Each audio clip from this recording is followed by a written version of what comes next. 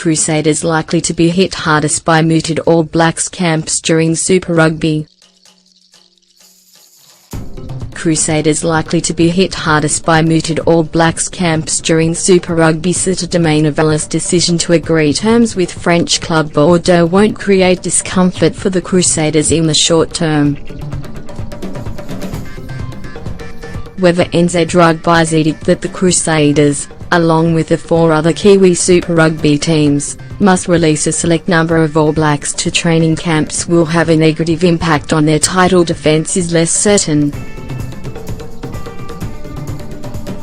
Wing, Saint-Dominguez, the All Black who earned 3 Test caps as a substitute in 2016 and started against the Barbarians and a French 15 late last year, will leave New Zealand later this season after agreeing to sign a 3-year deal reportedly worth around $500,000 a season with top 14 club Bordeaux.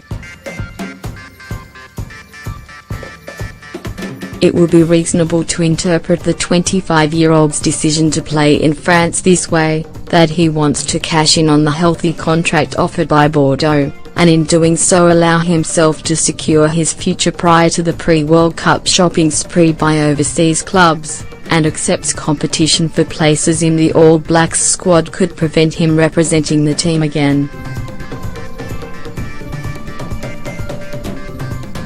He won't be the last All Black to sign for an overseas club this year.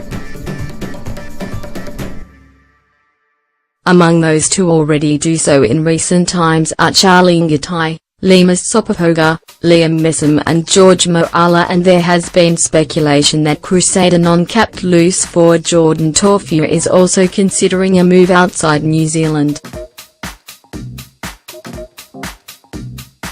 Crusaders coach Scott Robertson will see little point in worrying about losing Dominguez for 2019, given the first pre-season game against the Hurricanes in Greymouth, to be played on Friday night, is not even out of the way.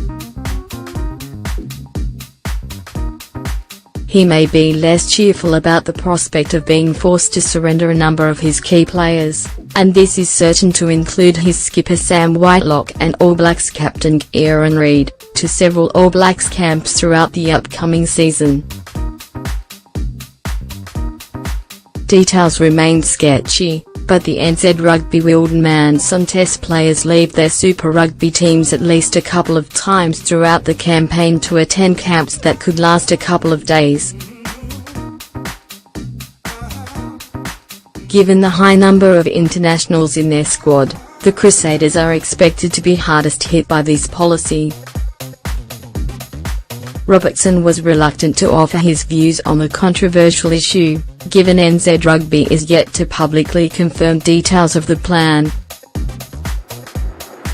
Until it has been formally released, I will make a comment then, Robertson said. Obviously people there know there is going to be camps. We are managing it. When there is more detail around the camps and dates, we will have a chat. Because France are scheduled to play the All Blacks in a 3-match series in June, it seems probable a couple of camps could be staged prior to the test window. This is not the first time NZ Rugby have forced Super Rugby coaches to surrender players, and it did not prove popular with coaches in the past.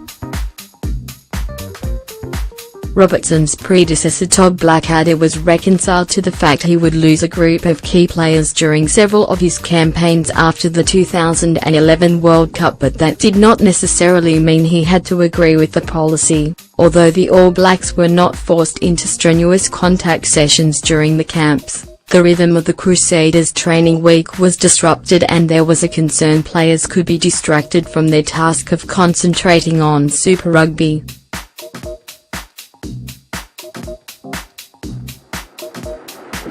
Remains to be seen how Robertson will deal with any potential disruptions.